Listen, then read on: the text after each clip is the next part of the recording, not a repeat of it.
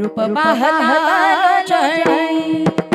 लोचनी रूप पाहता लोचनी लोचने रूप पाहता लोचने लोचने रूप पाहता लोचने लोचनी रूप पाहता लोचनी लोचनी रूप पाहता लोचनी लोचने रूप पाहता लोचने लोचने रूप पाहता लोचने हाय सुख झाले हो साजनी साजनी सुख झाले हो साजनी साजनी तो हा विठ्ठला बरवा जय हो बरवा तो हा विठ्ठला बरवा सुख झाले हो साजने सुख झाले हो साजने साजने तो हा विठ्ठल बरवा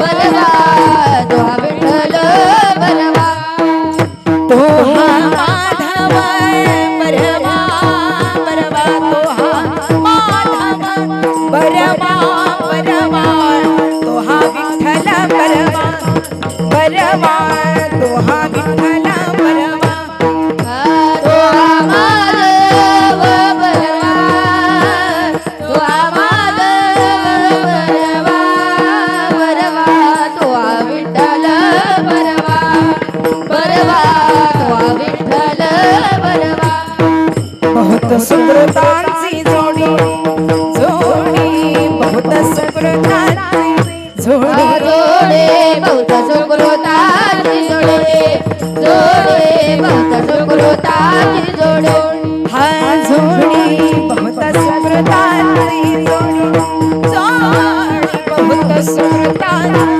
जोडी जोडे बहुत सुकृताची जोडे जोडी बहुत सुकृताची जोडे म्हणून विठ्ठल आवडी आवडी म्हणून विठ्ठल आवडी आवडी तो हा विठ्ठल बरवा बरवा तो हा विठ्ठल बरवा म्हणून विठ्ठले आवडे म्हणून विठ्ठली आवडी आवडी तो हा विठ्ठल बरवा बरवा तो हा विठ्ठल बरवा तो हा माधव बरवा तो हा माधव बरवा बरवा तो हा विठ्ठल बरवा तो हा विठ्ठल बरवा तो हा माधव बरवा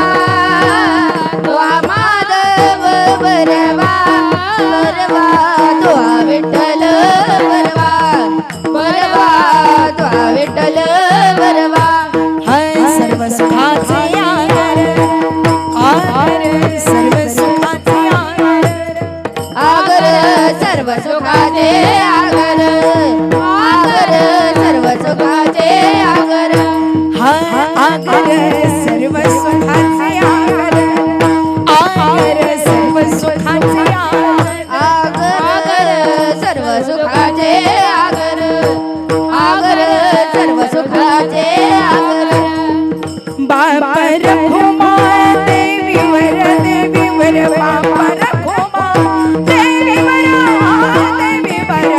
तो हा विठ्ठल बरवा बरवा तो हा विठ्ठल बरवा बापर कुमा देवीवर बापर कुमा देवीवर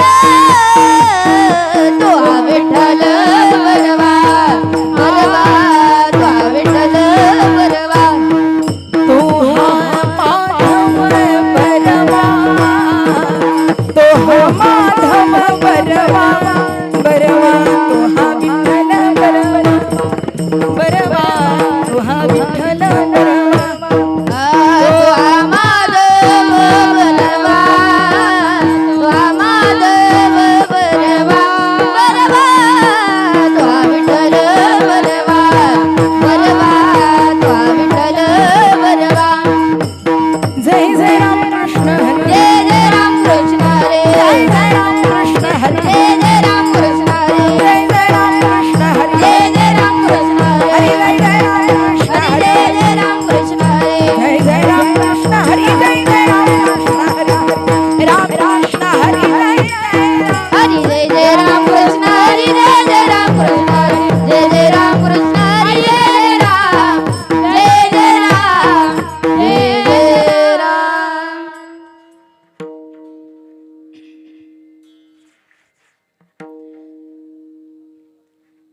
माझ्या मनाला गोचाळा माझ्या मनाला गोचाळा पहावया विठ्ठल डोळा पहावया विठ्ठल डोळा पावया विठ्ठल डोळा पावया विठ्ठल डोळा पावया विठ्ठल डोळा पावया विठ्ठल डोळा आणिक नाही चाडा नाही झाड आणिक नाही चाडा आणिक नाही झाड न लगे संसार हा गोड न लगे संसार हा गोड न लगे संसार हा गोड न लगे संसार हा गोड न लगे संसार हा गोड न लगे संसार हा गोड तरीच फळा जन्मा आलो तरीच फळा जन्मालो तरीच फळा जन्मा आलो तरीच फळा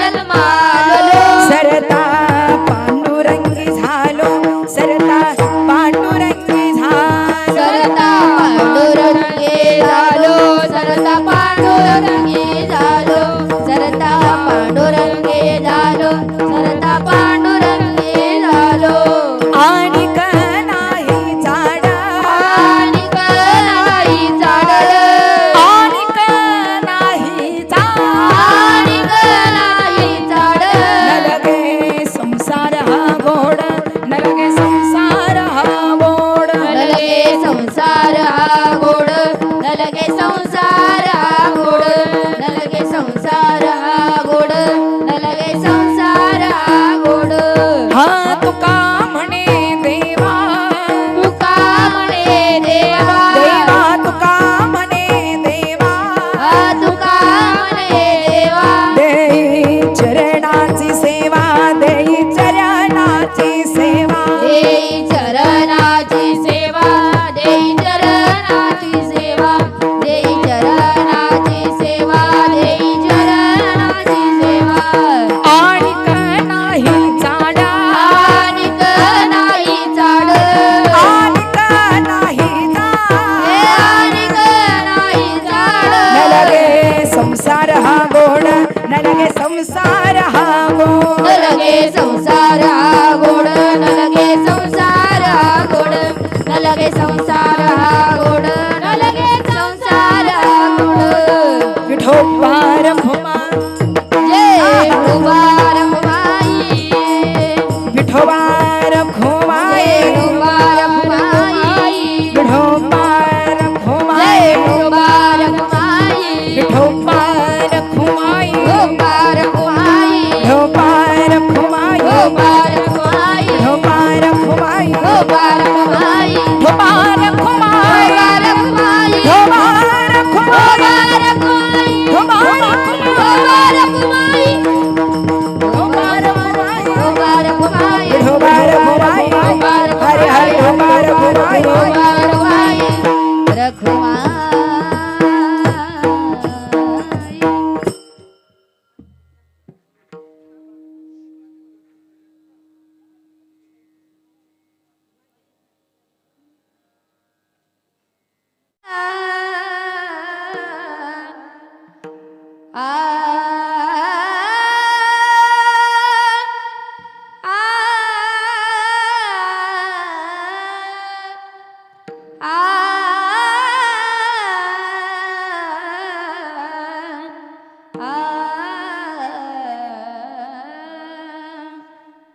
माझ्या मना लागो चाळा माझ्या मना लागो चाळा माझ्या मना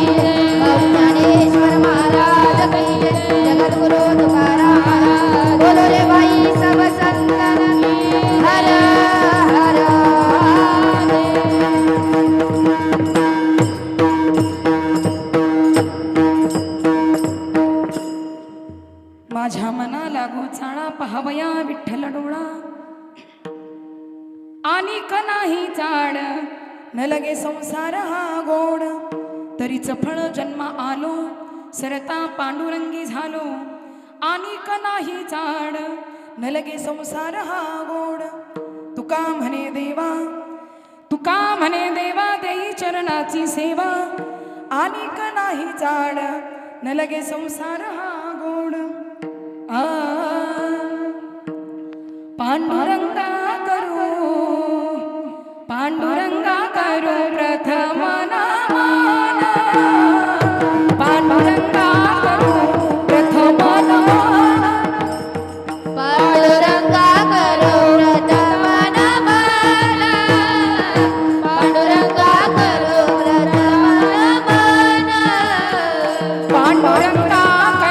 प्रथम नमन पांडुरंगा करू प्रथम नमन पांडुरंगा करो प्रथम नमन पांडुरंगा करो प्रथम नमन दुसरे चरण संतांचिया दुसरे चरण संतांचिया त्यांच्या कृपादाने गजेचा विस्तारू त्यांच्या कृपादाने गजेचा विस्तारू त्यांच्या कृपादाने गजेचा विस्तारू त्यांच्या कृपादाने गजेचा विस्तारू पांडुरंगा करू प्रथम नमन दुसरे चरण संतांचिया त्यांच्या कृपादाने गजेचा विस्तारू बाबाजी सद्गुरुदास तुकाराम दुसरे चरण संतांचिया त्यांच्या कृपादाने गजेचा विस्तारू बाबाजी सद्गुरुदास तुकाराम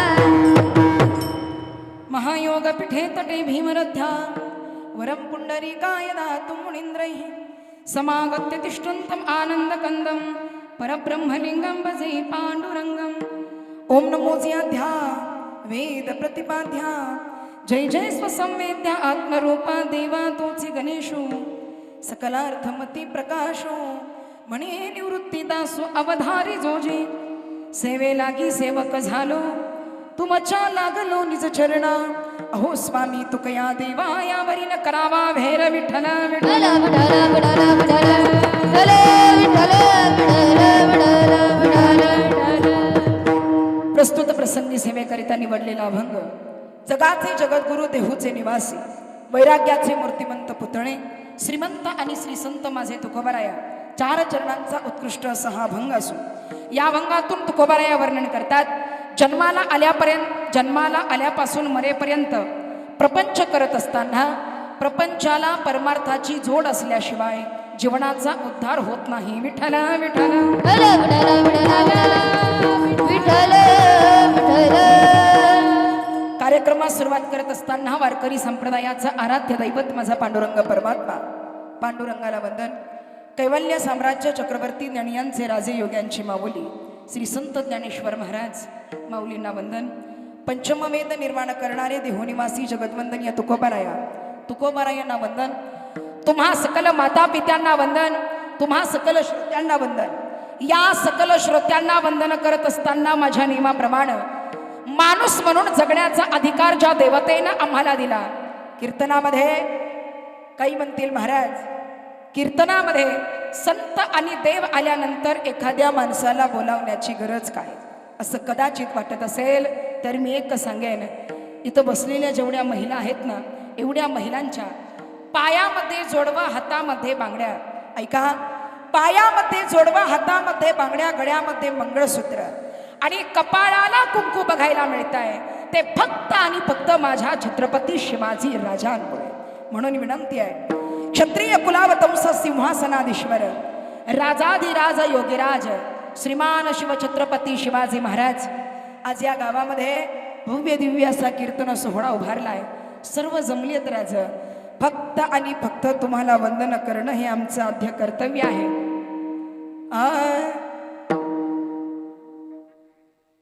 विठ्ठल विठ्ठल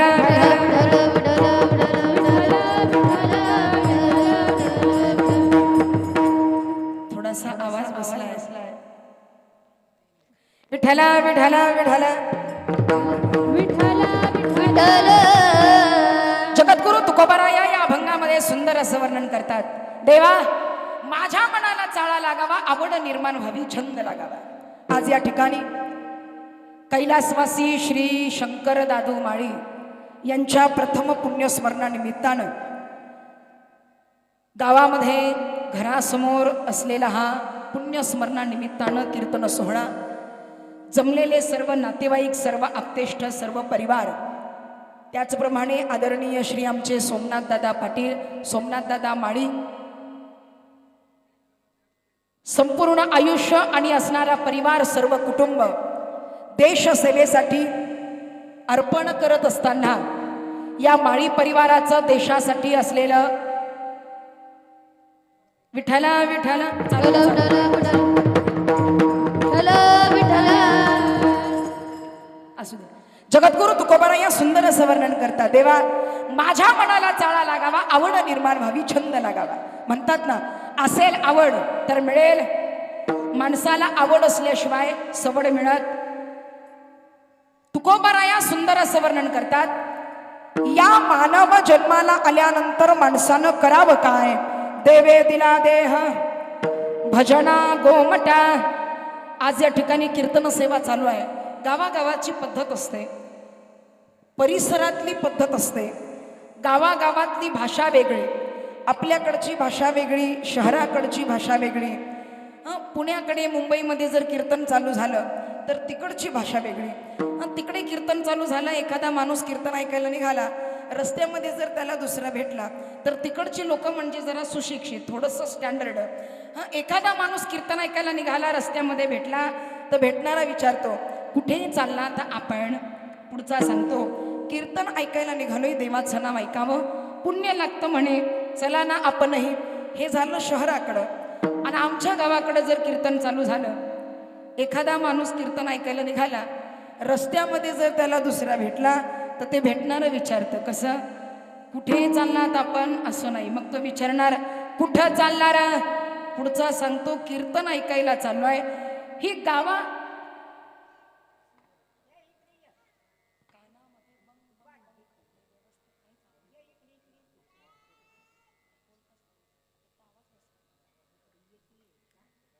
विठ्ठला विठ्ठला विठ्ठला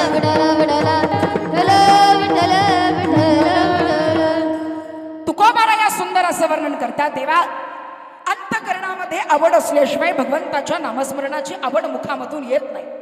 देहू गावामध्ये जगद्गुरु तुकोबारा या राहत असताना प्रत्येक माणसाच्या पाठीमागं निंदक असतात. निंदकाचे घर असावे. सगळंच बंद केलं महाराज. आता एकदा सेट करा, एकदाच.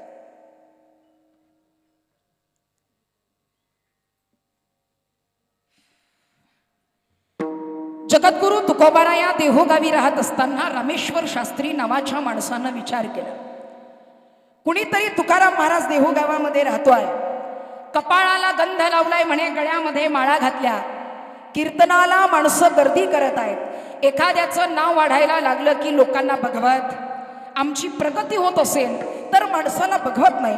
एखाद्याची प्रगती होत असेल तर शेजारच्याला बघवत नाही. बघा ना, एखाद्यानं घर बांधायला काढलं, 10 वर्ष मेहनत केली, 1-1 रुपया गोळा केला, 10 वर्ष मेहनत करून बंगला बांधायला काढला, घर बांधायला काढलं का शेजाऱ्यानं आपलं घर पाडलंच म्हणून समजा, कारण त्याला बघवत नाही. जगद्गुरु तुकोबारा यांसारखे महात्मे, वैराग्य संपन्न महात्मा देहूगावी तुकोबारा या राहत असताना शास्त्रींनी विचार केला, तुकाराम महाराज नावाचा कोणीतरी माणूस आहे, कीर्तनाला माणसं गर्दी करत आहेत, या तुकारामाकडे जरा बघितलं पाहिजे. बघण्याकरता देहूगावी आले, तुकोबारांच्या घरी आले आणि विचारलं कुठे आहेत महाराज. जिजाबाईंनी सांगितलं बसाना येतील. बसायला वेळ नाहीये मला. कुठल्या रस्त्याने गेले, ज्या दिशेला माणसं जातात तिकडे निघाले शोधायला. रस्त्याने जाता जाता घाण वास येऊ लागला, नाकाला उपरणं लावलं, छी छी करत रस्त्याने चालला. आणि एवढ्यात कुणीतरी भगवंताचं नामस्मरण करताय. नामस्मरणाचा गजर कानावरती येऊ लागला. नामस्मरण ऐकायला येत असताना रामकृष्ण हरी जय जय रामकृष्ण हरी, रामकृष्ण हरी जय जय थोडा रामकृष्ण विकोल्या. हरी, रामकृष्ण हरी जय जय रामकृष्ण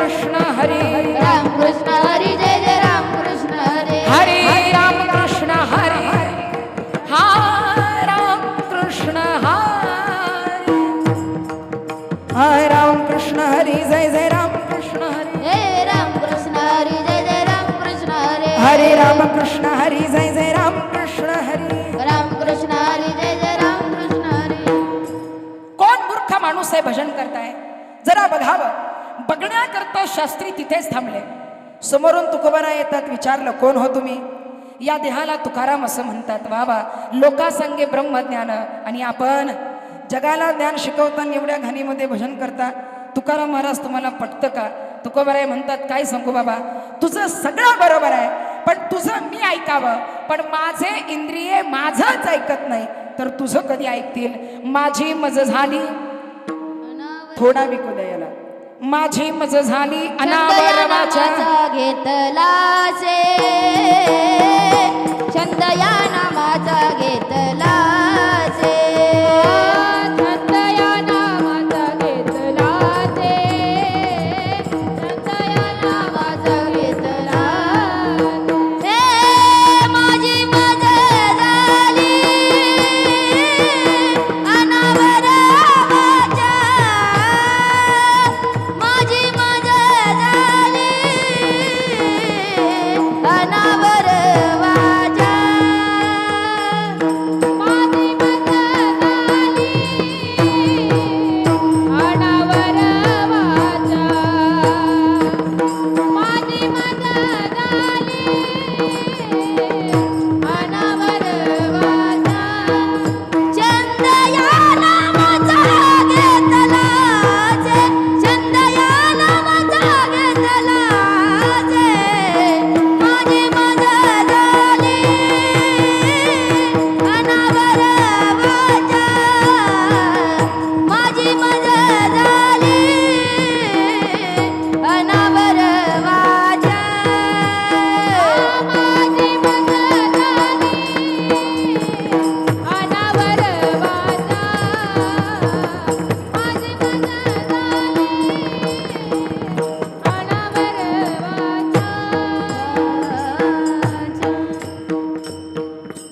माझी मज झाली अनावर वाचा. माझी जीभ आवरत नाही, कुठेही भजन करते. तुकोबारायांची जीभ दोन बोटामध्ये दाबून धरली आणि सांगितलं, महाराज करा बरं भजन. मुखाने भगवंताचं नामस्मरण घेता आलं नाही, पण संत महिमा इतका आघाद आहे. रोमारोमातून नामस्मरणाचा गजर निघाला. तुकोबाराया सांगतात, भगवंताची भक्ती करत असताना जगाला दाखवण्यासाठी परमार्थ करायचा नाही, जगाला दाखवण्यासाठी भजन करायचं नाही. समाजाला कळावं, जगाला दिसावं, दिखावा म्हणून केलेला परमार्थ भगवंताला मान्य नाही. अंतकरणातून भगवा परमार्थ केला, भगवंताच्या चरणापाशी जागा मिळाल्याशिवाय राहत नाही. विठ्ठला विठ्ठला विठ्ठला विठ्ठला विठ्ठला विठ्ठला विठ्ठला विठ्ठला विठ्ठला विठ्ठला. एक लक्षात घ्या, भगवंताचं तत्व आहे. कपाळाला बुक्का लावलेला आहे, कपाळाला अष्टगंध बुक्का लावलेला आहे. घराच्या समोर ज्ञानेश्वरी सारखा ग्रंथ वाचायला घेऊन बसलेला आहे. घरावरती वारकरी संप्रदायाचा झेंडा फडकतोय. कपाळाला गंध लावलेला आहे, ज्ञानेश्वरीचा ग्रंथ वाचायला समोर बसलेला आहे. ज्ञानेश्वरीच्या ओवीवरून बोट फिरताय आणि ज्ञानेश्वरी वाचत असताना एखाद्या माणसानं दारात येऊन उभं राहावं, 2 दिवसाचा उपाशी असावा आणि त्या माणसानं आवाज द्यावा, 2 दिवसाचा उपाशी आहे, चतकोर भाकर खायला मिळेल का? ज्ञानेश्वरी वाचणाऱ्यानं सांगावं, माझ्या घरात तुला काही मिळणार नाही, पुढं काही भेटल तर जा. ज्ञानेश्वरी वाचण्याचं पुण्य लाभत नाही, कारण माझ्या माऊलींनी सांगितलं, जे कारंजले गांजले त्यासी म्हणे जो आपुले. माणसाच्या अंतकरणामध्ये दया असेल, अंतकरणामध्ये प्रेम जर ओळखायला येत असेल तर भगवंताजवळ जागा मिळते. अंतरीची घेतो गोडी, अंतरीची घेतो गोडी, अंतरीची घेतो गोडी. अंतरीची घेतो गोडी, अंतरीची घेतो गोडी, अंतरीची घेतो गोडी, अंतरीची.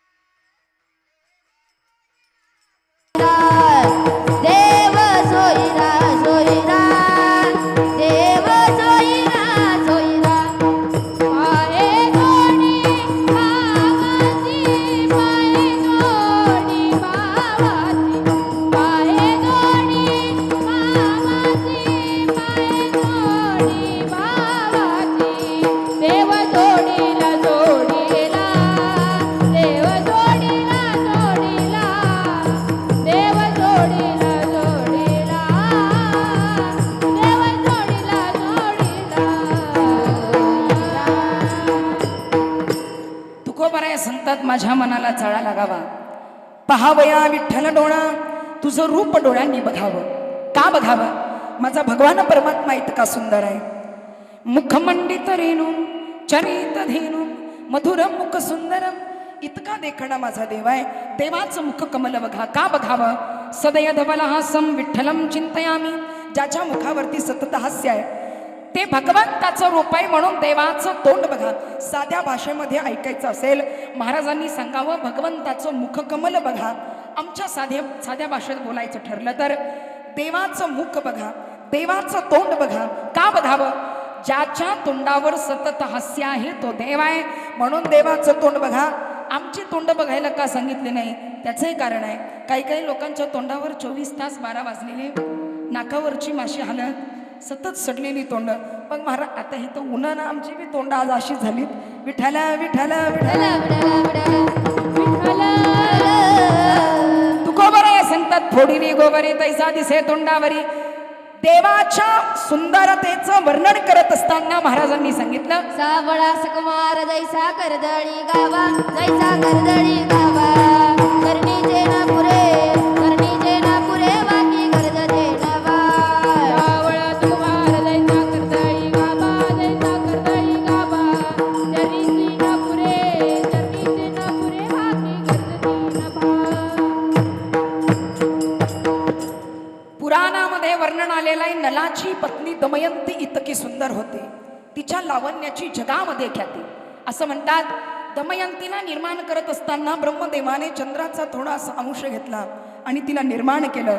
विचार करा, चंद्राचा अंश घेऊन निर्माण झालेली स्त्री जर इतकी सुंदर असेल तर माझ्या पांडुरंग परमात्म्याच्या मुखकमलावर चंद्राचा अंश नाही, अर्धा चंद्र नाही, ज्याच्या मुखकमलावर कोटी चंद्र आहे तो भगवंत किती देखणा असेल याला महाराज पुरावा सांगतात. तुझी येणी ढळी कोटी चंद्र प्रकाश, कमल नयन हास्य वदन हासे, इतका देखणा माझा देव. मग या देवाचं मुखकमल बघत असताना ज्या डोळ्यांना समाधान लाभत म्हणून भगवंताचं मुख बघा. अभंगातील प्रथम चरणात महाराज माझ्या मना लागो जाया, माझ्या मना लागो जाया, माझ्या मना लागो जाया. माझ्या मना लागो जाया, माझ्या मना लागो जाया, माझ्या मना लागो जाया, माझ्या मना लागो जाया, माझ्या मना लागो जाया, माझ्या मना लागो जाया, माझ्या मना लागो महाराज. जाया, माझ्या मना लागो जाया, माझ्या मना लागो जाया, माझ्या मना लागो जाया, माझ्या मना लागो जाया, माझ्या मना लागो जाया. हा पावया विठ्ठल डोळा, पावया विठ्ठल डोळा, हे पावया विठ्ठल डोळा, पावया विठ्ठल डोळा, हा पावया विठ्ठल डोळा, पावया विठ्ठल डोळा, हे पावया विठ्ठल डोळा, पावया विठ्ठल डोळा. आणिक नाही काही जाड, आणिक नाही जाड, आणिक नाही जाड, आणिक नाही जाड, हे आणिक नाही जाड, आणिक नाही जाड, आणिक नाही जाड, आणिक नाही जाड,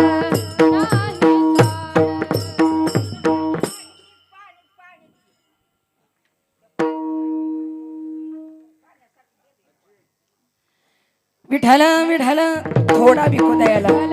विठ्ठल विठ्ठल विठ्ठल. पहावया विठ्ठल डोळा तुझं रूप डोळ्यांनी बघावं. का बघावं? डोळे तुम्ही घ्या रे सुख पहा. महाराज थोडासा द्या, थोडासा द्या. माझा आवाज बसलाय म्हणून, नाही तर गरज नाही मला स्पीकरची. डोळे तुम्ही घ्या रे सुख हा पहा विठोबाचे मुख, सदा माझे डोळे जड तुझे मूर्ती. महाराजांनी सांगितलं भगवंताचं मुखकमल बघत असताना, जन्माला आल्यानंतर 84 लक्ष योनीचा फेरा फिरत असताना, नरदेह दुर्लभ जाणारे या जीवनामध्ये जन्माला आल्यानंतर माणसानं करावं काय? प्रपंच करत असताना, संसार करत असताना, कामामध्ये काम, काही म्हणा राम राम, भगवंताचं नामस्मरण थोड्या वेळासाठी का होईना मुखामध्ये येणं, थोड्या वेळासाठी का होईना भगवंताचं नामस्मरण मुखाने घेणं, याच्यासारखं पुण्य आम्हाला या जगामध्ये दुसरं कुठलं लाभत नाही. कारण नामस्मरणाशिवाय जीवनाचा उद्धार नाही. विठ्ठल विठ्ठल विठ्ठल विठ्ठल विठ्ठल विठ्ठल. या आजीवरनं जरा माझ्या लक्षात आलं, सध्याच्या काळामध्ये लेकरं चांगल्या गोष्टीला लागलेली म्हाताऱ्यांना आवडत नाही. काही काही आयांना लेकरानं, एक सांगू का तुम्हाला, इथं ही लहान लहान मुली टाळ घेऊन उभी आहेत, पावल्या खेळतायत, उड्या मारतायत, हरी नामस्मरणाचा आनंद घेतायत. एक सांगू तुम्हाला, अनंत जन्माची पुण्याई असल्याशिवाय भगवंताचं नामस्मरण मुखामध्ये येत नाही. बहुत सुकृतांची जोडी म्हणून विठ्ठले आवडी. अनंत जन्माची पुण्याई असल्याशिवाय देवाचं नामस्मरण मुखामध्ये येणार नाही. आमचं काय माहितीये का, पोरग कीर्तनाला टाळ घेऊन उभा राहिलं का आई हात धरून घरी घेऊन जाते. काय भेटणार आहे टाळ कुठून? कीर्तनात उभा राहिलेल्या पोराला घरी घेऊन जाते आणि तेच कार्ट डीजे पुढे नाचू द्या. लग्नात नाचायला लागलं का हीच आमची आई दारात 4 बाया गोळा करून उभा राहते. यग सखे यग गंगे पारे, 4 बाया गोळा झाल्या, पुढून लग्नाची वरात आली की ही आईला बघून अजून उड्या हाणत. मग उड्या हाणल्या की ही शेजारणीला सांगते, अगं बघ सकू, अगं बघ माझा पिंट्या कसा पॅन फाटूस तर नाचतोय. हे वळण कोणाचं आहे? आईच आहे. हे वळण कोणाचं आहे? मम्मीच आहे. एक सांगू का तुम्हाला, आपल्या घरातलं लेकरू कपाळाला गंध लावून बाहेर पडत असेल, आपल्या घरातलं लेकरू मंदिरामध्ये दर्शनाला जात असेल, आपल्या घरातलं लेकरू गावातल्या धार्मिक कार्याला पुढहून मदत करत असेल, आणि आपल्या घरातलं लेकरू घरी आलेल्या साधू संतांचा आदर करत असेल, आपल्यासारखे पुण्यवान आईबाप या जगात दुसरे कुठले नाही. एवढं लक्षात घ्या. आपण पुण्यवान आहोत की आपल्या लेकरांच्या मुखामधून भगवंताचं नामस्मरण येत आहे. का सांगावं लागतंय हे? सध्याचा काळ बघत असताना गावामध्ये सप्ताह चालू असेल, बघा गावामध्ये सप्ताह चालू असेल, वारी पंढरीची चाललेली असेल, पंढरपूरच्या वारीला जाणारा एखादा वारकरी आपल्या गावातून चाललेला असेल, आणि एखाद्या वारकऱ्याला गळ्यामध्ये माळ बघून, कपाळाला बुक्का बघून आणि खांद्यावर असलेली भगवी पताका बघून एखाद्या माणसानं वारकऱ्याला घरी आणावं. घरी आल्यानंतर त्या वारकऱ्यानं सोफ्यावर बसावं, घरातल्या माऊलीनं तांब्यावर पाणी त्या वारकऱ्याला प्यायला द्यावं, आणि पाणी पित असताना घरातल्या 25 वर्षाच्या तरण्या बांड पोरानं हातातला मोबाईल खाली ठेवून त्या वारकऱ्याच्या पायावर नतमस्तक व्हावं, आईबाप म्हणून जिंकले असं समजा. हा सध्याचा काळ असा चाललाय. काय सांगावं, ही आमची आई अशी आहे, टाळ घेऊन लेकरू उभा राहिलं की तिला आवडत नाही, धोतर घातलं की तिला आवडत नाही, कपाळाला बुक्का लावला की आई म्हणते बया काय लावलंय ग असलं तोंडाला काळ. हरी नामाचा गंध एखाद्यानं वारकऱ्याचा गंध कपाळाला लावावा, आईला ते आवडत नाही. आणि तेच लेकरू, एका गावात आम्ही कीर्तनाला गेलो, कीर्तन संपलं, गप्पा मारत आम्ही बसलो. गप्पा मारता मारता गावातली एक वयस्कर आजी माझ्याकडे आली, अंगावरती लुगडं, ह्या आजी सारखीच, तुम्हाला बघूनच मला आठवलं म्हणून सांगते, ह्या आजी सारखी आमची आजी दर्शनाला आली, अंगावरती लुगडं, तोंडामध्ये दात नाही, अंग थरथर कापतंय, वय झालेलं. सध्याच्या आईला मुलं कशी आवडतात ऐका, अगदी वय झालेलं बोलायला येईना, माझ्याजवळ आली, दर्शन घेतलं आणि मला म्हणते बाई, म्हणलं काय आजी, रात्री का नाही लई भारी कीर्तन केलं ग माय. म्हणलं आजी तुमच्यासारख्या म्हाताऱ्या माणसाची कृपा पाहिजे, चांगलंच होते. तसं नाही माय, मला लई आवडलं. मग चला घरी चहाला. आजीनं घरी नेलं. आजी गरीब नव्हती, श्रीमंत. बंगल्यात नेलं, गादीवर बसवलं, चहा करायला सांगितला, लागले गप्पा ठोकायला. गप्पा मारता मारता विचारलं, तुम्हाला विचारू? म्हणलं काय? तुम्हाला किती लेकरं हाय? महत्वाचा मुद्द्याचा प्रश्न. म्हणलं मला किती असून दे, तुम्हाला किती? तुम्हाला किती आहे म्हणल्यावर आजी ताटच झाली. मला का नाही, 3 पोर आहे.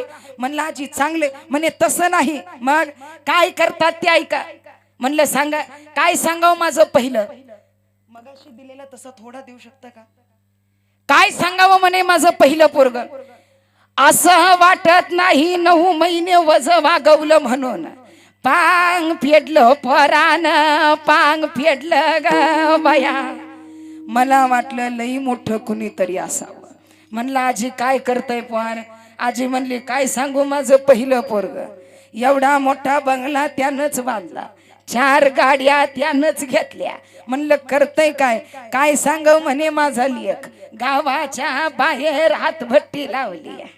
सरकार मान्य, सगळं गाव त्याच्याच माग लागतं. या अख्ख्या गावात माझ्या लेका एवढी किंमत कुणाला नाही. एक दिवस घरी नसला की घराला खेट्या घालतात लोक. एवढं नाव अख्ख्या गावामध्ये, एवढं चांगलं माझ्या नाव पोराचं नाव, इतकं चांगलं म्हणे. म्हणलं वा, काय पुण्याचं काम करताय? आजी म्हणली दुसरं. म्हणलं काय करताय? टपरीच्या मांग जुगाराचा अड्डा लावलाय. देवाच्या कृपेनं 2 पोरं चांगले दिले बघा, सुखाहत चाललंय. 2 पोराचं वर्णन केलं ना आजी गप्पच बसली. मी म्हणलं तुम्हाला 3 आहेत ना? म्हणे हो. म्हणलं तिसऱ्यानं काय दिवा लावला? सांगितलं नाही मला. तिसऱ्याचं नाव काढता बरोबर आजीनं सांगितलं, काय सांगू बाई, त्या मेल्या मुडद्याचं नाव तोंडात घेऊ वाटत नाही. बिघडलं, वाया गेलं. म्हणलं करतय काय? काय सांगू म्हणे माझं तिसरं. ट्रॅक्टरच्या चाका एवढ्या गळ्यात माळा घातल्या, आणि तुमच्या सारखंच ह्या गावचं त्या गावला बोंबलं थिंडतय. आता आमच्या सारखं बोंबलं थिंडते म्हणजे ते काय करते तुमच्या लक्षात? 2 मुलं वाईट वळणाला लागली तर आजी म्हणते बा, एक भजनाला लागलं तर बिघडलं. एक सांगू तुम्हाला, आमच्याकडे पद्धत आहे. आमच्याकडे पद्धत आहे, गुडघे थकल्याशिवाय, गुडघ्याची ताकद संपल्याशिवाय आम्ही मंदिराचा रस्ता धरत नाही. आमच्याकडे परंपरा आणि एक रूढी घालून दिलेली आहे, वय झाल्याशिवाय देवाचं नामस्मरण घ्यायचं नाही. पंढरपूरची वारी जवळ आली आणि गावातल्या एखाद्या दिंडी मालकानं यावं, चला ना मावशी पंढरीला. मावशी म्हणते देवानं नेलं तर येऊ, देव न्यायला आला तर येऊ. ही आमची गत सध्याची चाललेली आहे. एक सांगते तुम्हाला, म्हातारं झाल्यानंतर परमार्थ करावा हे माझ्या ऐकिवात नाही. वय झाल्यानंतर भजन करावं हे मी कुठं वाचलेलं नाही. पण आमच्या संतांनी मोठ्या अभिमानानं सांगितलं, परमार्थ करायचा असेल तरण भाग्यवंत नाचे हरी कीर्तनात, नाचे हरी कीर्तनात, नाचे हरी कीर्तनात. तरण भाग्यवंत नटे हरी कीर्तनात, नटे हरी कीर्तनात, नटे हरी कीर्तनात. तरणा भाग्यवंत नटे हरी कीर्तनात. वय झाल्यानंतर परमार्थ करण्यापेक्षा जोपर्यंत शरीरामध्ये ताकद आहे, कारण आमच्याकडे पद्धत आहे, गुडघे कामातून गेले की मंदिराचा रस्ता, कानाचा पडदा फाटला की मग कीर्तन ऐकायला, आणि पोरांनी घरातून हाकलून दिलं की मग पंढरपूरचा रस्ता. मग याच्यासाठी संत महात्मे सांगतात, वेळ असतानाच नामस्मरण घ्यावं. जोपर्यंत शरीरामध्ये ताकद आहे, जोपर्यंत पाय चालतात, तोपर्यंत पंढरीची वारी करावी. जोपर्यंत डोळे चांगले आहे तोपर्यंत भगवंताचं मुखकमल बघावं. जोपर्यंत तोंडामध्ये ताकद आहे, जोपर्यंत भगवंताला बघण्याची क्षमता आहे, जोपर्यंत टाळी वाजवण्याची ताकद आहे, तोपर्यंत भजन करावं. अन्यथा वय झाल्यानंतर तर सगळेच देवाचं भजन करतात. म्हणून महाराजांनी सांगितलं, नरदेह मिळाल्यानंतर दुर्लभो मनुष्यो देहो देहिनाम क्षणभंगुरः, अमोल किमतीचा मिळालेला नरदेह याचं करावं काय? तुकोबरायांसारखे महात्मे सांगतात, संसारामध्ये प्रपंच करत असताना तुझ्या नामापुढे, तुझ्या भक्तीपुढे आम्हाला मायेचा बाजार असणारा हा प्रपंच, काम क्रोध लोभ मोह मद मत्सर याने गुरफटलेला संसार, या संसाराची गोडी आम्हाला नाही, आम्हाला प्रपंच आवडत नाही. मग संसाराच्या पुढे जाऊन आम्हाला काय आवडत असेल तर ते फक्त आणि फक्त भगवंत. अभंगातील दुसऱ्या चरणात. अनिक नाही चाड अनिक नाही चाड अनिक नाही चाड अनिक नाही चाड अनिक नाही चाड अनिक नाही चाड अनिक नाही चाड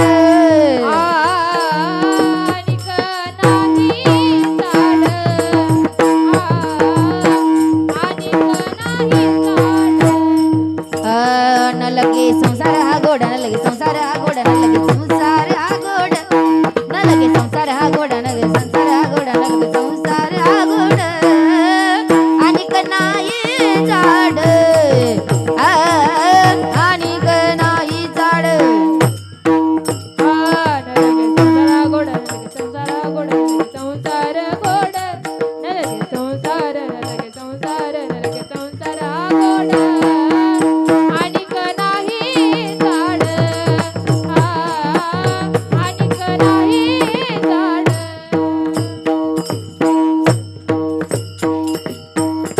महाराज सांगतात आम्हाला प्रपंच आवडत नाही.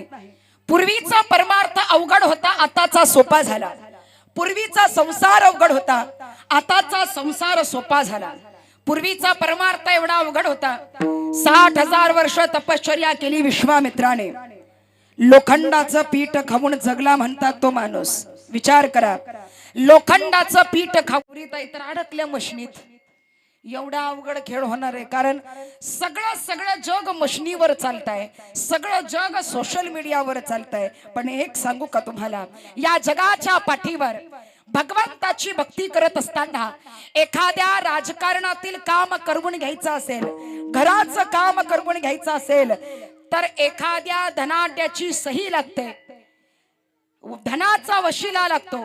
एखादं काम करायचं असेल, आपल्या घरातलं कुठलंही काम करायचं असेल तर धनाचा वशिला लागतो.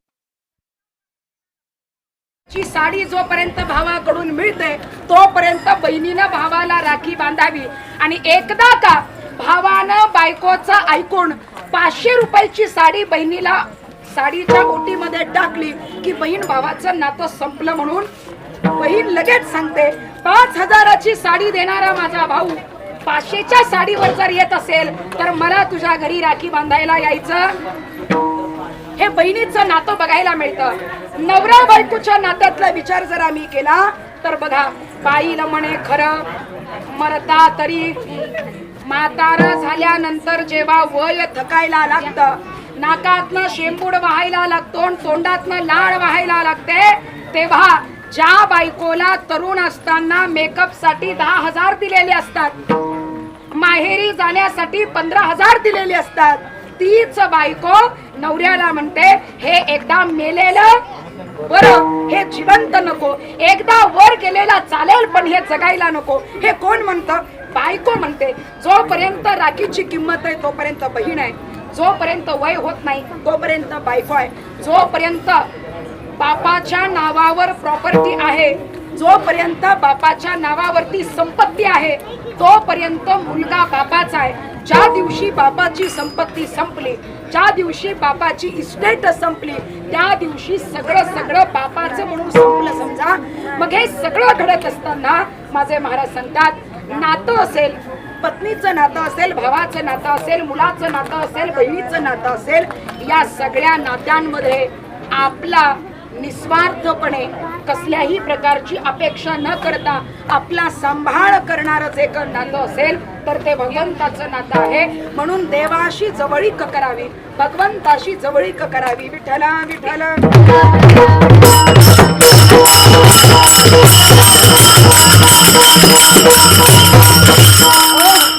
आज या गावामध्ये हरिकीर्तन सेवा करत असताना आमचा असणारा हा माळी परिवार आणि या माळी परिवाराच्या वतीनं वडिलांवर असणारं प्रेम, पित्यावर असणारं प्रेम, आईवर प्रेम करत असताना, आईवर माया लावत असताना, तोंडावरून हात फिरवणारी आई, केसांवरून हात फिरवून लाड करणारी आई, दिवसभर लेकरू बाहेर असेल, संध्याकाळी घरी आल्यानंतर माझं लेकरू जेवल्याशिवाय मी झोपणार नाही असं म्हणणारी आई, आमच्या डोळ्यासमोर आईचं प्रेम दिसत असतं, आमच्या डोळ्यासमोर आईची माया दिसत असते. दिवसभर मुलाला कष्ट झाल्यानंतर आई जेवायला घालते, आई अन्न बनवते, आई स्वयंपाक बनवते. 24 तास आमच्या मागे पुढे कपडे नेसण्यासाठी, आंघोळ घालण्यापासून ते झोपवण्यापर्यंत आईचं कष्ट आम्हाला दिसतं. पण एक गोष्ट प्रपंचामध्ये बघायला मिळते, आपल्या तोंडामध्ये घास जावा, आपलं पोट भरलेलं असावं आणि रात्री झोपत असताना आपल्या डोळ्यांना शांत झोप लागावी यासाठी प्रयत्न करणारा जो असतो तो म्हणजे घरातला बाप आहे. बापानं कष्ट करावं, बापानं मेहनत करावी, मुलाच्या कॉलेजच्या शिक्षणासाठी बापाने मिळालं तिथून कर्ज काढून पैसा घरामध्ये पोहोच करावा. ही बापाची महिमा आम्हाला बघायला मिळते. पण सध्याचा काळ असा आहे, सध्याच्या काळामध्ये आज एवढा मोठा सोहळा, एवढं मोठं नियोजन, एवढं मोठं आयोजन आमच्या या माळी परिवाराने केलंय. ही गोष्ट सोपी नाही. एक सांगू तुम्हाला, काही गावामध्ये, काही परिवारांमध्ये अग्नी द्यायला मुलांना जिथं वेळ नाही, मैत करण्यासाठी जिथं मुलांना वेळ नाही, तिथे प्रथम पुण्यस्मरण ही लांबची गोष्ट राहिली. आज या ठिकाणी रक्तदान शिबिर चालू आहे. हा सगळा खर्च करत असताना पित्यांवर असणारा प्रेम, एक सांगू तुम्हाला, आज दोघा नवरा बायको राहत होते. या दोघा नवरा असंच राहू द्या जरा. या दोघा नवरा बायकोनं लहानाची मोठी पोरं वाढवली, 2 मुलं लहानाची मोठी केली. काहीही झालं तरी चालेल, पण बापानं विचार केला, मी अशिक्षित आहे, मी शिकलेला नाहीये, म्हणून मला एवढ्या उन्हातानामध्ये शेतात काम करावं लागतं. आणि माझी इच्छा आहे, मी जे केलं, मी जे आयुष्यामध्ये भोगलं, मी जे संकट सहन केली, ते संकट माझ्या मुलांवरती येऊ नये. माझ्या मुलाला उन्हामध्ये शेतात काम करण्याची वेळ येऊ नये. माझ्या मुलानं मेहनत करावी अशी माझी इच्छा नाही. म्हणून बापानं काबाड कष्ट करून लहानाची मुलं मोठी केली. त्या मुलांना शिक्षण शिकवलं. गावामध्ये टपरीच्या समोर चौकामध्ये जर माणसं उभा राहिली तर त्या माणसांना या बापानं कॉलर ताट करून आणि मिशीवर ताव देऊन सांगावं, अरे माझं पोरग पुण्याला शिकायलाय, एवढं शिकवेन, एवढं शिकवेन की गावात कुणाचं पोरग एवढं शिकलेलं नसेल, एवढा त्याला मी मोठा करणार आहे, सुशिक्षित बनवणार आहे. हे बापाचं स्वप्न. मुलगा पुण्यामध्ये गेला, पुण्यामध्ये त्यानं ग्रॅज्युएशन कंप्लीट केलं, डिग्र्या प्राप्त केल्या, पदवीधर झाला. जे जे हवं ते बापानं गावातून पुरवलं आणि मुलं मोठी झाली, मुलं शिक्षित झाली. पुण्यामध्ये शिकता शिकता मुंबईला गेली आणि मुंबईमध्ये शिकता शिकता भारत देशाच्या बाहेर जाऊन त्यांना नोकरी लागली आणि अमेरिकेला पोरं शिकायला लागली. लाखानं पगार पोरांना, लाखातला काहीतरी पगार आई बापाकडे पोरानं पाठवावा. गावामध्ये बंगला बांधला आणि बंगल्याच्या वास्तुशांतीला बापानं अख्ख्या गावामध्ये मिरवलं. बघितलं का, सांगितलं होतं ना माझ्या पोराला मोठं करणार. बघा माझी पोरं किती मोठी झाली, अमेरिकेमध्ये शिकायला गेली. एवढं मोठं मी पोरांना केलं, अख्ख्या गावात बापानं रुबाब मिरवला. मुलं अमेरिकेला शिकतायत, मुलांची लग्न झाली, प्रपंच चालू झाला. इकडं आईबाप गावामध्ये राहतायत आणि गावामध्ये राहता राहता एक दिवस अचानक वडील आजारी पडले. वडिलांना हॉस्पिटलमध्ये ऍडमिट केलं, ICU मध्ये भरती केलं. सगळं गाव जमा झालं. डॉक्टरांनी सांगितलं कुणी नातेवाईक असतील, कुणी परिवार असेल तर फोन करा आणि सांगा यांची तब्येत बरी नाही. काहीच गॅरंटी देता येत नाही, कारण कंडिशन परिस्थिती नाजूक आहे. पळत आई बाहेर आली. आईनं अमेरिकेमध्ये फोन लावला, पोरांनो बाबा आजारी आहेत, रात्री अचानक दुखायला लागलं आणि अमक्याच्या गाडीमध्ये नेऊन दवाखान्यात ऍडमिट केलं. दवाखान्यात नेता बरोबर डॉक्टर म्हणाले काही सांगता येत नाही म्हणून ICU मध्ये टाकलंय. डोळ्यानं उघडत नाहीये, तोंडानं बोलत नाहीये, सगळे शांत झालेले आहेत. बाबांनो आपल्या बापाला बघायसाठी जरा लवकर या, काहीतरी झालं म्हणजे मी एकटी बाई माणूस इथं काय करू. मुलांना फोन लावला आणि पोरांना सांगितलं आई काळजी करू नको, दवाखान्यातल्या डॉक्टरांना मी इथून फोन करतो आणि सगळं सांगतो, थोडस काहीतरी झालं असेल मी चौकशी करतो, काळजी करू नकोस, रडू नकोस. 2 दिवस निघून गेले. डॉक्टरांनी सांगितलं परिस्थिती गंभीर आहे, जे कोणी नातेवाईक असतील त्यांना बोलावून घ्या. आई पुन्हा बाहेर आली. अमेरिकेतल्या पोरांना फोन लावला, बाळांनो परिस्थिती गंभीर होत चाललेली आहे, काही सांगता येत नाही म्हणतायत डॉक्टर. एक काम करा रे, जरा येता का, एक जण तरी पुढे या, दुसरा मागणं नंतर आला तरी चालेल, मी इथं एकटीच आहे. पोरग म्हणाला आई मला एकच सांग, किती पैसे पाहिजे बोल, किती लाख पाहिजे बोल, मी यायला तयार आहे, पाठवायला तयार आहे. त्या म्हाताऱ्या आईनं सांगितलं पोरांनो तुमच्या पैशाची आम्हाला गरज नाही रे, तुमच्या लाखाची आम्हाला गरज नाही रे. अरे आयुष्य गेलं आमचं, जसं कळतंय तसं कष्ट करून खाल्लंय, जसं जमतंय तसं मेहनत करून खाल्लंय, रुपया रुपया जमा केला आणि तुम्हाला शिकवलं. आज अमेरिकेला राहताय ते तुमच्या बापाच्या मेहनतीवर. तुमच्या रुपयाची आम्हाला गरज नाही, तुमच्या पैशाची आम्हाला गरज नाही. पण एक सांगू पोरांनो, अख्ख्या गावात तुमचा बाप मिरवत होता रे, लोक म्हणत होती अरे काय करतो पोरासनी शिकवून, पण तुमचा बाप थांबला नाही. मारायला लागले तर मध्ये पडायचा, माझ्या पोरांना मारायचं नाही, नाही तर माझ्याशी गाठ आहे. तुम्हाला कधी त्यानं मारायला दिलं नाही रे, लई प्रेम केलं तुमच्यावर, तुम्ही मोठं व्हावं एवढंच त्या बापाचं स्वप्न होतं. तुमच्या पैशाची गरज नाही लेकरा हो, एकच करा, माझी इच्छा आहे ज्या बापानं तुम्हाला लहानाचं मोठं केलं, लाखांना पगार ज्याच्यामुळे तुम्हाला मिळतो, शेवटचा श्वास घेतोय तुमचा बाप.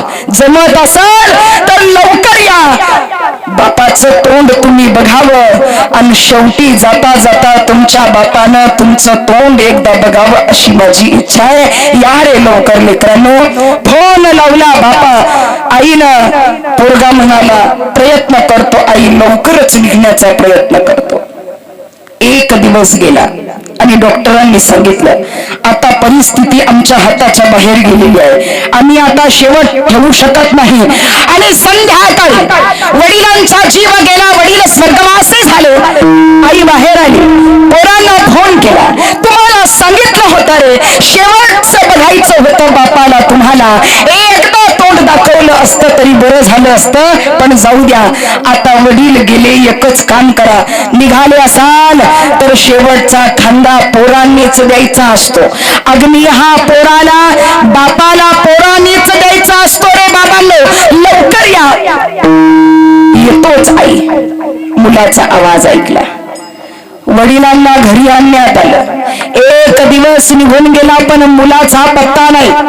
दोन्ही मुलं यायला तयार नाही. सगळं गाव जमा झालं आणि गावानं म्हातारीला सांगितलं आई जास्त वेळ आता ठेवून जमणार नाही, वास सुटेल, पोरं येतील तेव्हा येतील, मातीला आली तरी चालतंय, आता कुणीतरी आमच्या नातेवाईकाकडनं, रक्ताच्या नातेवाईकाकडनं अग्नी देऊ आणि आपण हे काम करू, ही क्रिया संपवू.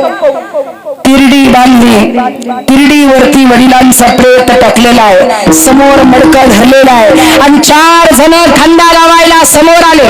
खांदा धरला, वरती प्रेत उचलणार, एवढ्यामध्ये पोराची गाडी येताना आईला दिसली. आईनं उचलणाऱ्याला थांबवलं. थांबा रे, पोराचा खांदा बापाला लागायचा असतो, तुम्हाला माहित नाही का रे? अरे थांबवा जरा, ठेवा खाली, उचलू नका, पोरगा आलंय, माझी पोराली. थांबले सगळे. मुलाची गाडी दरवाजात येऊन उभा राहिली. आई पळत गाडी बसली गेली. गाडीचा दरवाजा उघडला. मोठा मुलगा गाडीतनं खाली उतरला. उतरता बरोबर आईनं गळा पेट घेतली. मुसमुसून रडायला लागली, बाबा गेले रे, तुमचे वडील गेले, लई प्रेम करत होते तुझ्यावर, तुझं नाव घेता घेता शेवटचा श्वास त्यांनी घेतला, तुला बघायचं होतं, नातवाचं तोंड त्यांना शेवटचं बघायचं होतं, पण बाळा आला नाही. तुमचं पण बरोबर आहे, दुसऱ्या देशात राहता, यायला वेळ लागतो, सुट्ट्या भेटत नाही, काळजी करू नको, बरं झालं बाबा, शेवट का होईना अग्नी द्यायला आलास, बापावर उपकार केलेस राजा, ये लवकर. मोठा पोरगा आला, मोठ्या पोराची आईनं भेट घेतली, पोरानं आईचे डोळे पुसले, आई आता काळजी करू नको, मी आलोय ना, सगळं नीट होईल. मोठ्या मुलाची भेट घेऊन आईनं गाडीमध्ये डोकावलं, आपल्याला 2 लेकरं आहेत, मोठं पोरग दिसतंय पण बारकं दिसत नाही, सगळ्या गाडीमध्ये आईला बघितलं, मुलगा दिसला नाही, आणि त्याला विचारलं, बाळा तू आलायस, धाकटा कुठं आहे, मागून येणार आहे का, वेळ लागणार आहे का, मातीला तर पोचल का नाही, का 10व्याला आला तरी लय झालं, सुट्टी भेटत नसेल तर त्याला सांग 10व्याला ये. मोठं पोरग म्हणाला, आई तसं नाही. मग कसं? मोठ्या पोरानं सांगितलं, आई त्याचं असं आहे, आम्ही दुसऱ्या देशात राहतो म्हणून आम्हाला सुट्ट्या भेटत नाही, हा असा प्रसंग झाला म्हणून मी तातडीनं आलो. आई तुला एक सांगू, आता बाबा गेले, मी मोठा मुलगा म्हणून कार्य करायला इथे आलो, काही दिवसांनी तू स्वर्गवासी होशील आणि तू वर गेल्यानंतर मी येणार नाही, धाकटा येईल आणि तुझं कार्य करून जाईल. आवाज ऐकल्यावर आईनं हात सोडला, म्हणला कार्ट्यानं तू आला नसतास तरी आम्हाला चाललं असतं, काही गरज नव्हती तुम्ही यायची. अरे ज्यांनी लहानाचं मोठं करावं त्यांच्यासाठी जर तुम्हाला वेळ नसेल तर आईबाप म्हणून आम्ही तुम्हाला संस्कार करायला कमी पडलो. एक सांगते तुम्हाला, पंढरीची वारी केली नाही तरी चालेल, मी नेहमी बोलते, कारण माझा पांडुरंग परमात्मा इतका दयाळू आहे. या पंढरपूरच्या पांडुरंगाची वारी एक वेळ नाही केली तरी चालेल, पण एक सांगू तुम्हाला, घरातल्या आई बाबाची सेवा चुकवू देऊ नका. घरातल्या आई बाबाची सेवा जर चुकवू दिली नाहीत ना तर पंढरपूरचा पांडुरंग तुमच्या दारात आल्याशिवाय राहणार. एवढी महती आई वडिलांच्या जातो. आज या माळी परिवाराचा अभिमान करावा तितका थोडा आहे. या माळी परिवारातील प्रत्येक सदस्य, प्रत्येक माणूस, प्रत्येक कुटुंबातला व्यक्ती, मगाशी चर्चा करताना एक गोष्ट लक्षात आली, आमच्या या माळी बाबांनी सध्याच्या काळामध्ये भावाच्या भांडणामध्ये बांध कोरता कोरता आमची आयुष्य चालले, आमचे वाद चालले, भावाची भांडणं कोर्टापर्यंत जातात. पण या माळी परिवारामध्ये एकत्र कुटुंब पद्धती आजही बघायला मिळते. देशासाठी सेवा करणारी माणसं, देशासाठी सेवा करणारे वीर या आमच्या माळी परिवाराने देशासाठी काम करत असताना एक उदाहरण तुम्हाला देते, ऐका. परमार्थासाठी जो देह व्यतीत करतो त्याला संत म्हटलं जातं. समाजासाठी, देशासाठी, राष्ट्रासाठी, राजहितासाठी जो प्राण देतो त्याला वीर, बलिदान, पराक्रमी पुरुष म्हटलं जातं. एक 5 मिनिटाचं उदाहरण देऊन जाईल, ऐका. या मातीसाठी बलिदान देणं म्हणजे काय, या देशासाठी प्राण अर्पण करणं म्हणजे काय, निष्ठा म्हणजे काय, धर्मनिष्ठा म्हणजे काय. चंद्राचा मंद असा प्रकाश दरवळत होता, चंद्राचा मंद असा प्रकाश दरवळत होता. मध्यरात्रीची वेळ, रात किडे ओरडायला लागले आणि माझे राजे मान खाली घालून बसलेले होते. छत्रपती शिवाजी राजे मान खाली घालून बसलेले असताना एक मावळा आला. राज कसल्या चिंतेत आहात, काही अडचण, काही झालाय? नाही, काहीच नाही. राज, माणसानं मन ओकळ केलं तर माणसाला, ताई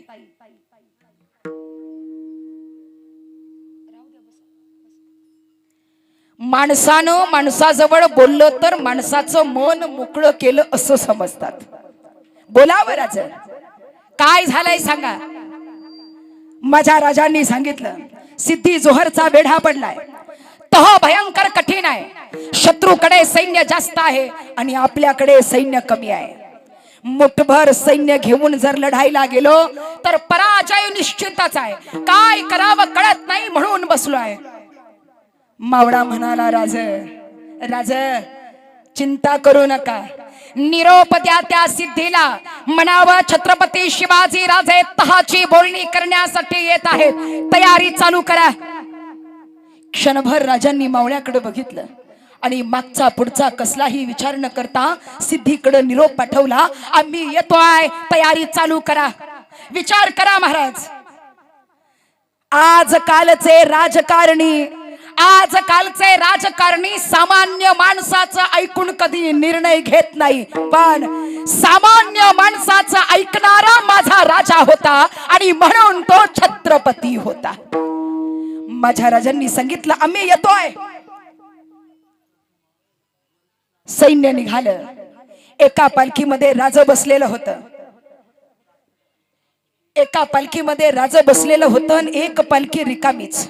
मजल तर मजल करत ही मंडळी अर्ध्या रस्त्यात जाऊन पोहोचली. अर्ध्या रस्त्यामध्ये जाताच पालख्या थांबल्या.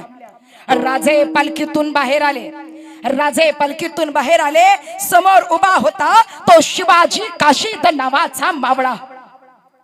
माझ्या राजांनी बघितलं आणि विचारलं, शिवा का थांबलोय आपण? आपल्याला पुढे जायचंय, मार्गात काही अडचण, काही संकट, काहीच नाही राजा. मग का थांबलोय? राजा एकच मागणं आहे, मगाशी तुमची चर्चा लपून ऐकली म्हणून माफ करा राजा. काय झालं?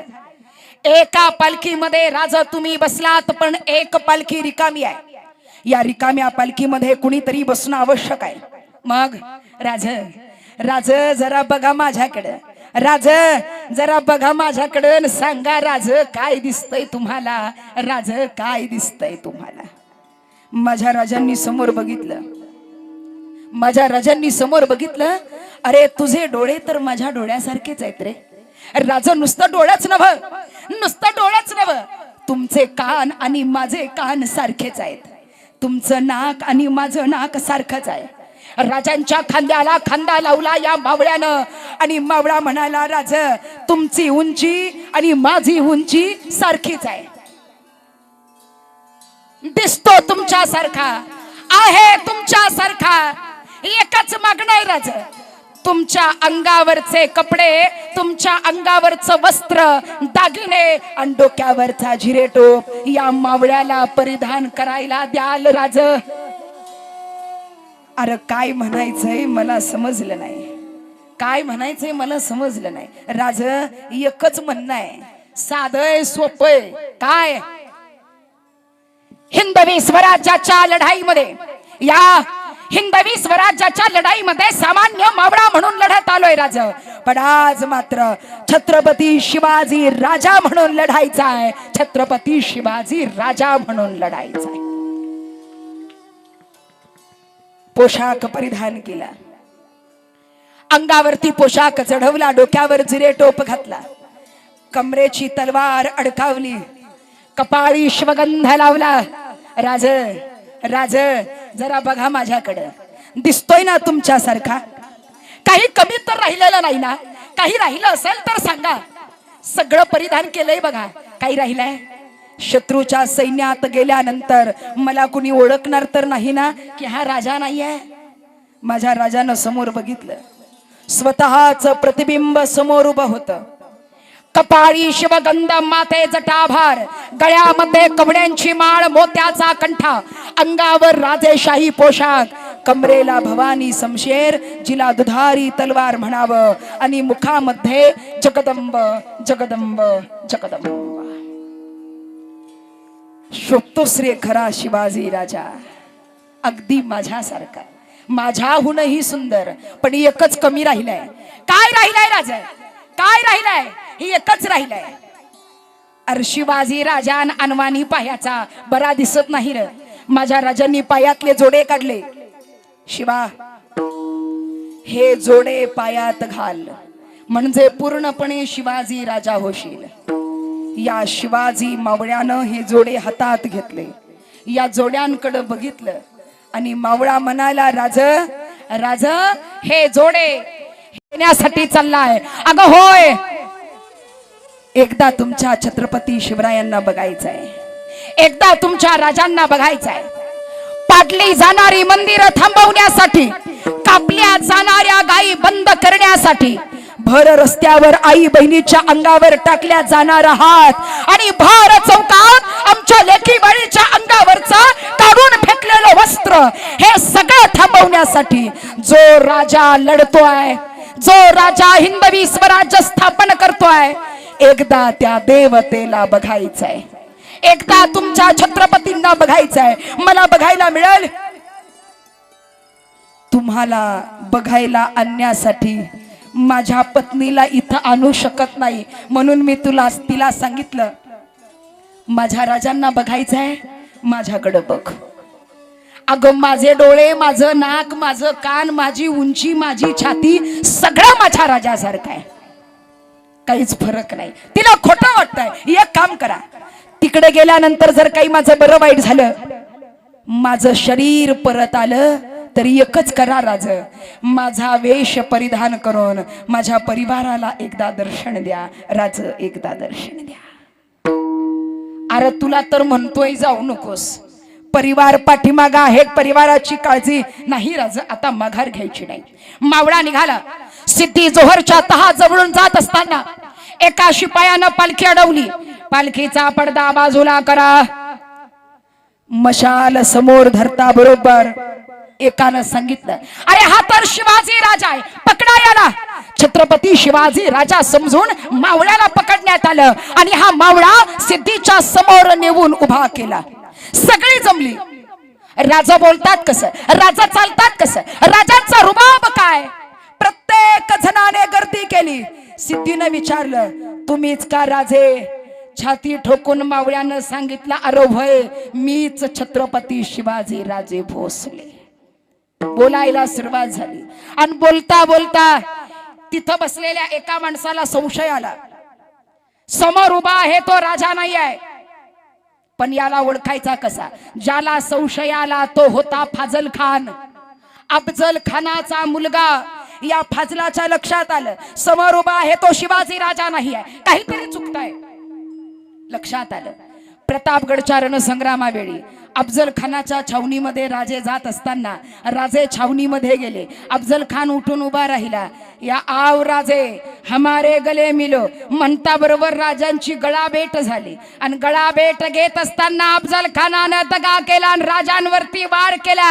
आणि राजांचं तत्व आहे, पुढचा जर कुणी वार करत असेल तर त्याला सोडायचा नाही, त्याला फाडायचा.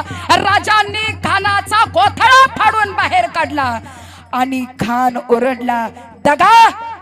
बाहेर उभा असलेला सय्यद बंडा पळत आला आणि या सय्यद बंडानं राजांवरती वार केला. केलेला वार जिवाजी महालेनं चुकवला, म्हणून म्हणतात होता जीवा म्हणून वाचला शिवा. तो केलेला वार नकळत राजांच्या मस्तकावर लागून गेला आणि ती जखम असेल म्हणून यानं जखम शोधायला सुरुवात केली. फाजलाला जखम दिसली नाही आणि खान ओरडला, दगा, पकडा याला, जिवंत सोडायचं नाही. शिवाजी काशीदला पकडण्यात आलं. मधोमध उभा केलं. नंग्या तलवारी घेतलेल्या आहेत, वार करणार. एवढ्यात सिद्धी म्हणाला, जिवंत सोडल्या जाईल.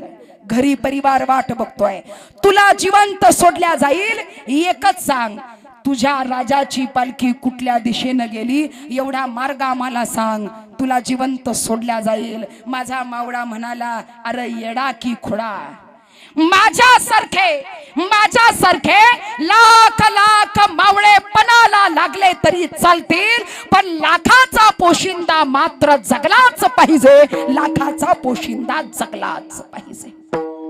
करावार. सपासप वार झाले. रक्त सांडायला लागलं. शिवाजी काशीदचे प्राण गेले आणि या देशासाठी, हिंदवी स्वराज्यासाठी मावळ्यानं प्राण अर्पण केला. राजहितासाठी, राष्ट्रहितासाठी, देशप्रेमासाठी, हिंदवी स्वराज्यासाठी प्राण देणं म्हणजे काय, स्वतःची आहुती देणं म्हणजे काय, हे आम्हाला इतिहासाची पानं शिकवतात.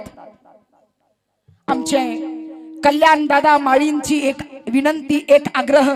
ताई, कीर्तन सेवा करत असताना कीर्तनाच्या शेवटी एक छोटस पुरुषांच्या आवाजामध्ये आम्ही ऐकलाय, पण एक महिला म्हणून एक छोटस राजांविषयी पोवाड्याचं चरण व्हावं किंवा म्हणावं, वेळ भरपूर झालाय, त्यासाठी अगदी थोडक्यात विठ्ठला विठ्ठला विठ्ठल विठ्ठल विठ्ठल विठ्ठल हे शिवभक्त कुणा पुढे झुकत नाही, मोडेन पण वाकणार नाही, याला मावळ्याची जात म्हणतात.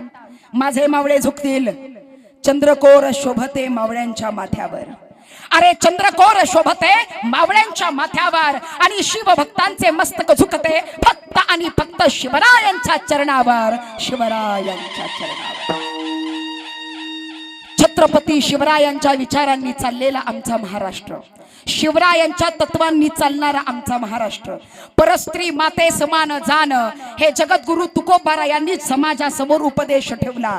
आणि प्रत्येक स्त्री म्हणजे आमची माता आहे हे तत्व छत्रपती शिवरायांनी आमच्या समोर मांडलं. पण सध्याचा काळ बघत असताना एवढी शोकांतिका वाटतेय, मावळे म्हणून आम्हाला शोक वाटतोय.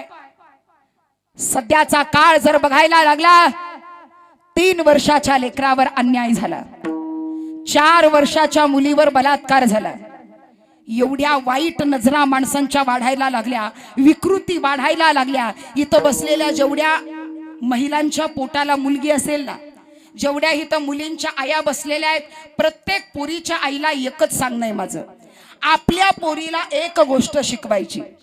घरातून तिला भांडे नाही घासता आले चालेल, कपडे नाही धुता आले चालेल, स्वयंपाक नाही करता आला चालेल, पण प्रत्येक आईनं आपल्या लेकीला एक सांगायचं.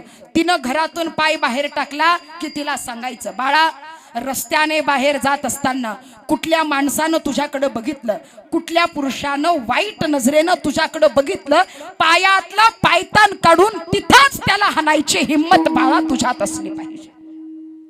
बाकी काही करता आलं नाही चालेल, पण आमची लेक, आमची मुलगी सुरक्षित ठेवायची असेल तर हे करावंच लागेल. मंदिरं पडल्या जात आहेत, गायी कापल्या जात आहेत, आणि हे सगळं घडत असताना नवरात्रातल्या 7व्या माळेला महाराज, नवरात्रातल्या 7व्या माळेला पुरा नगराला जिजाबाई आल्या दर्शनाला, देवी समोर पदर पसरीला, देवी समोर पदर पसरीला, एक बाळ हवा ग मला, तुझी शक्ती हवी ग मला, भवानी पावन वसाला, पावन वसाला जिरा, पावन वसाला जिराजी, पावन वसाला जिराजी. महाराष्ट्र पावन तो झाला, या महाराष्ट्रामध्ये जन्माला आलो हे आमचं परम भाग्य, भारत देशामध्ये जन्माला आलो हे आमचं महत् भाग्य. आणि या महाराष्ट्राच्या मातीमध्ये कपाळाला अष्टगंध बुक्का असलेल्या वारकरी धर्मामध्ये, वारकरी पंथामध्ये आमचा जन्म झाला हे आमचं महत् भाग्य.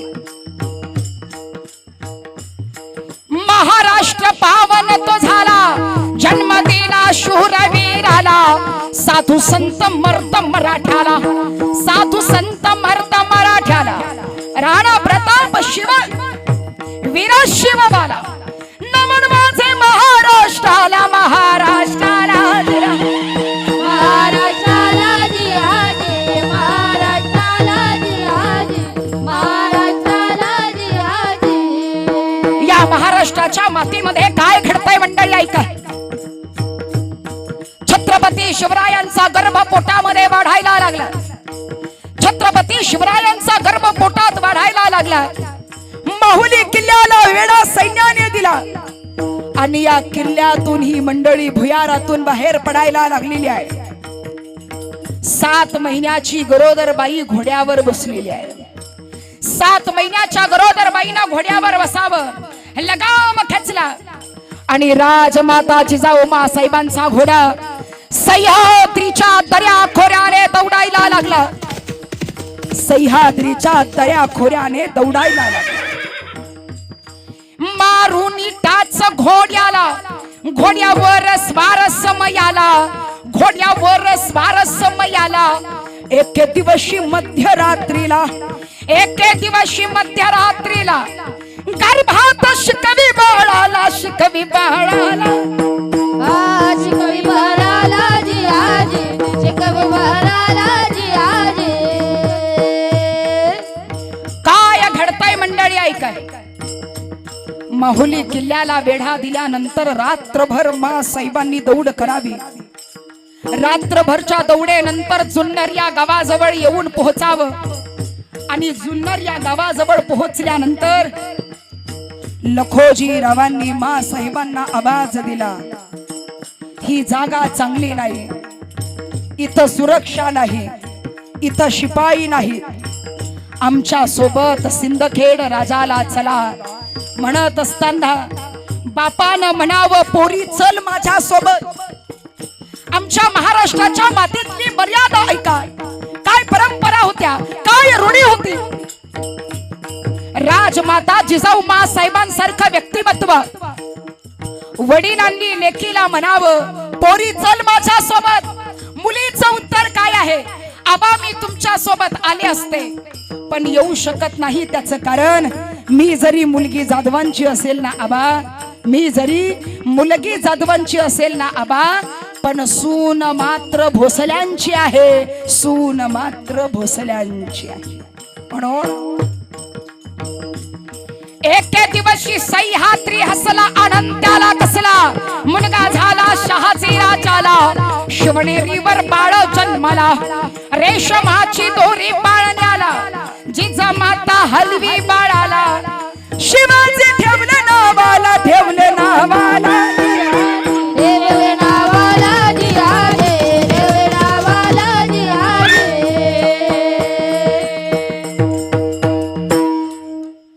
वेळ होत आलेला असल्यानं आपण थोडक्यात घेतलं. आज या ठिकाणी असलेली ही कीर्तन सेवा कैलासवासी श्री शंकर दादू माळी यांच्या प्रथम पुण्यस्मरणानिमित्तानं सर्वजण आज या ठिकाणी जमलात. सर्वांचं ऋण तुकोबाराया शेवटी सांगतात, तुका म्हणे देवा देई चरणाची सेवा.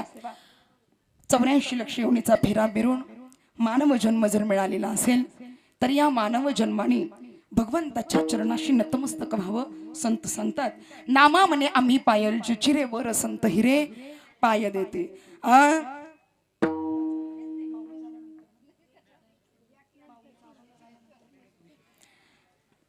आज या ठिकाणी उपस्थित असलेली सर्व नातेवाईक, सर्व आप्तेष्ट, सर्व परिवार, सर्व शेजारी, आज आपण सर्वजण या ठिकाणी उपस्थित झालात. सर्वांचं या ठिकाणी ऋण व्यक्त करते. सर्व आमची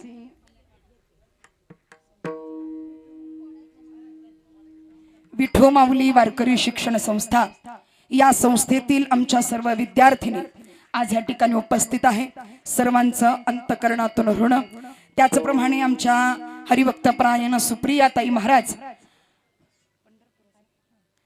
आमच्या हरिभक्तपरायण सुप्रियाताई महाराज आमच्याच गाववाल्या आहेत आणि गाववाल्या म्हणता म्हणता आमच्या गल्लीतल्याच आहेत.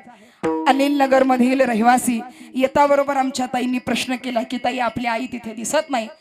आपल्या गावातली माणसं भेटल्यानंतर जरा बरं वाटतं. आमच्या हरिभक्तपरायण सुप्रियाताई पंढरपूरकर आज या ठिकाणी आपण कीर्तन सेवेसाठी उपस्थित राहिलात आणि गोड गोड अशी सुंदर अशी गायन साथ आपण दिली. अंतकरणातून आपलं ऋण. सर्व गुणीजन वर्ग, सर्व टाळकरी, सर्वांचं अंतकरणातून ऋण व्यक्त करून माझ्या वाणीला, माझ्या सेवेला पूर्ण विराम देते. ज्ञानेश्वर माऊली ज्ञान, माऊली ज्ञानेश्वर माऊली नाराज माऊली द्वारा.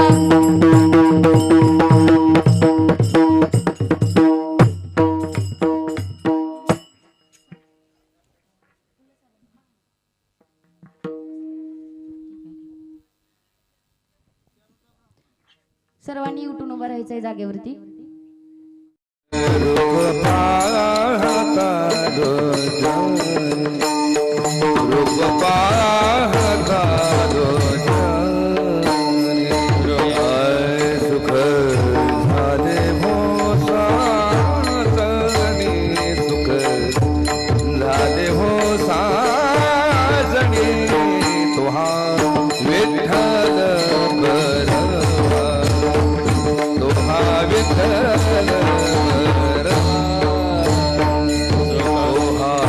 माधव